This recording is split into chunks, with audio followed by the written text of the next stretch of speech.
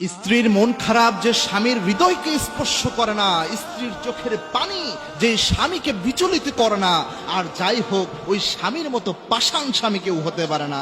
মনে রাখবেন, আপনার স্ত্রীর চোখ দিয়ে পানির ফোঁটা পড়তেছে আপনার কষ্ট কথা শুনে, আপনার জন্য কষ্ট পেয়ে, আর আপনার হৃদয়ে সামান্য পরিমাণ তার জন্য অনুভূতি নাই।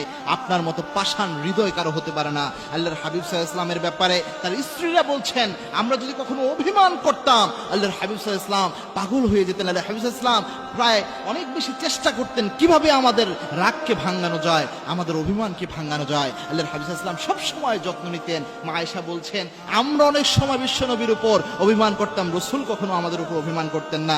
আমরা অভিমান করলে খুব দুষ্টু মিষ্টি কথা বলে সুন্দরভাবে আল্লাহর হাবিব সাল্লাল্লাহু আলাইহি ওয়াসাল্লাম অনেক রোমান্টিক ভাবে আল্লাহর হাবিব সাল্লাল্লাহু আলাইহি ওয়াসাল্লাম আমাদের রাগকে ভাঙিয়ে ফেলতেন, আমাদের অভিমানকে ভাঙিয়ে ফেলতেন। সুতরাং রাসূল সাল্লাল্লাহু আলাইহি ওয়াসাল্লামের শিক্ষা নেন, স্ত্রী এবং স্বামীর সম্পর্ক হচ্ছে আল্লাহর দেওয়া সেরা সম্পর্ক।